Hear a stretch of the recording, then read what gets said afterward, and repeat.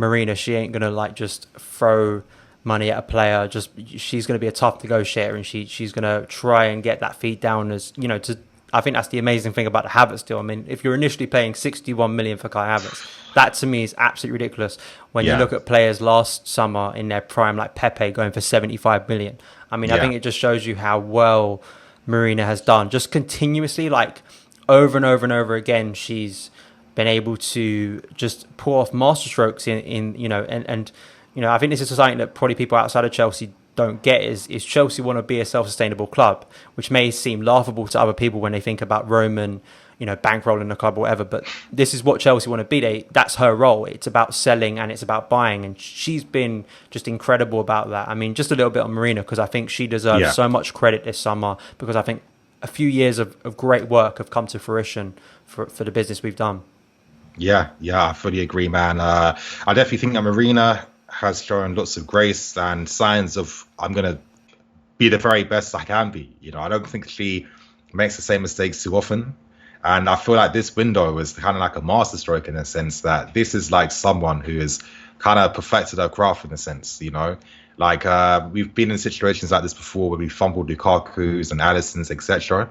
And it felt like all those lessons have been learned, rectified, found proper solutions to them, and that's why we've just had a stupid window like we've just had this season. Like this is like a career mode type of window where you might find it hard to replicate this playing with your football managers or FIFAs. You know what I mean? Like, and this is real life. We're seeing this. So yeah, I think excellent planning, but you know what? This I don't know. Let me ask you this.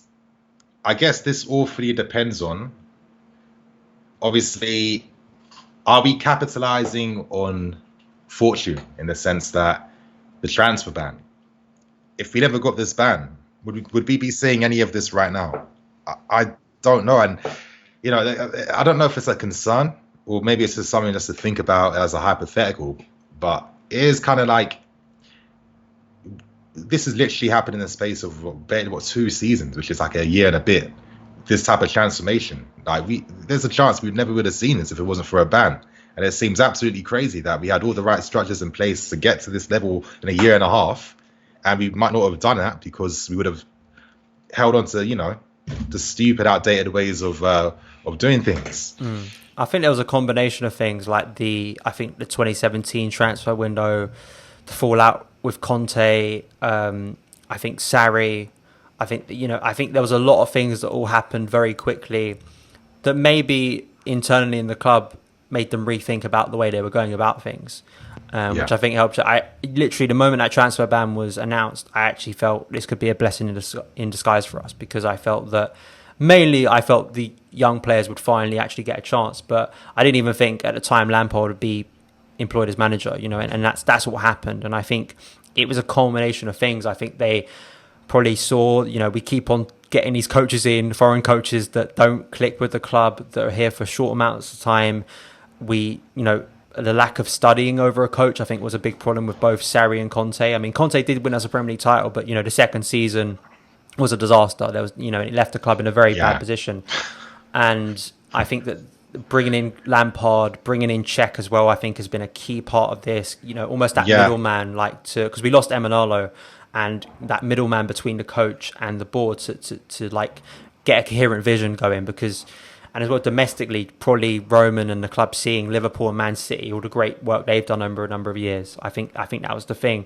I do agree with you. It needs to now be, it needs to be consistent for me. There are certain principles that need to be maintained for the next 5 to 10 years for me. It's young players getting opportunities, like a settled recruitment plan of actually what profile player are we getting, and does this profile suit a style of football that we want to play? I think those are things that for me are big, and of course we're not going to find those things out until giving it a couple years, but I think it is very positive. Absolutely. I agree with your sentiment, man. I'm really hoping that things we're seeing now aren't just going to be one-offs or like moments of circumstance. This is just like, okay, this is the club we will be for the foreseeable future. This is how we're going to run things and do things, because I don't see why it's impossible to become a dynasty club.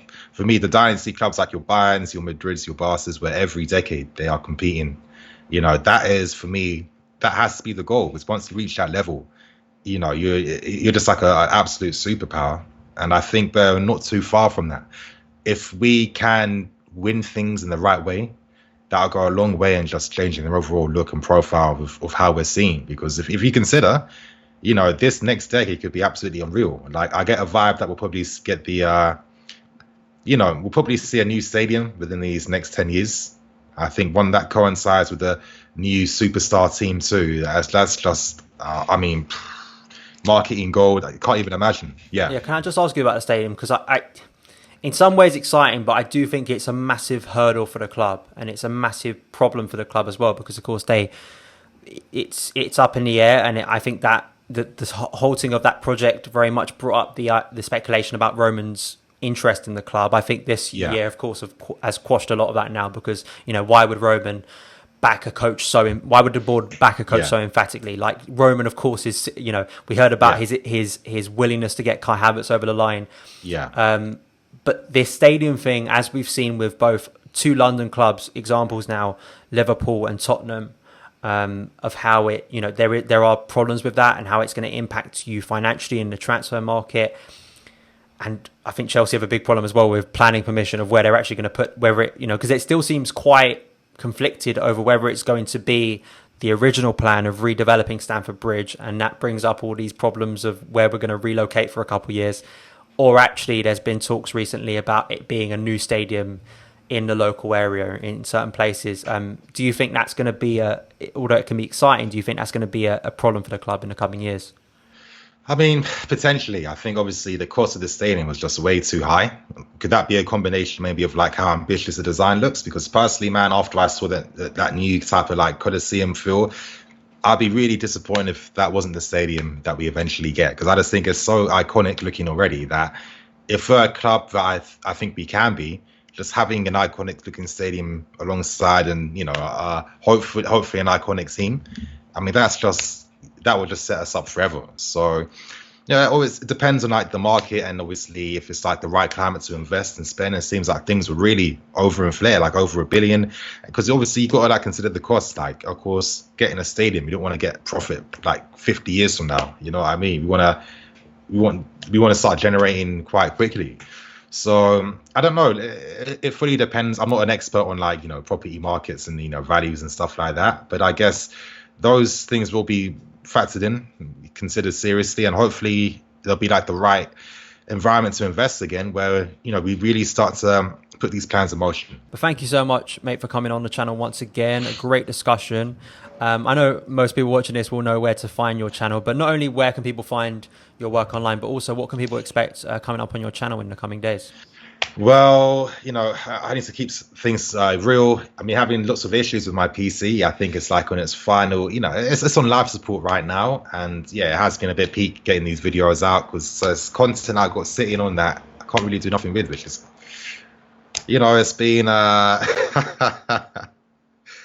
been swinging in the air over the past few days. It's out of absolute anger. But you guys, you know what to expect from me. I like to bring considered opinions and thoughts. I'm not about the reactionary stuff. I think reactionary talk is kind of boring. I think after a while, you quickly realize there's patterns to how this dialogue and discussion is, where it's just boring at the end of the day. So if you like considered talk where you get in depth, think about new things, explore like different subjects, and I'm your guy. All good, man. And as always, links to NiiNii's work will be in the description box below. Go and check out his channel. It's great. Subscribe, follow his work, and hopefully you'll be seeing more videos on his channel very soon. But thank you guys so much for taking the time to watch this video. If you did enjoy it, hit that subscribe button and the notification bell so you never miss an upload. Follow me on Twitter @SonOfChelsea. Have a great day, and I'll see you again.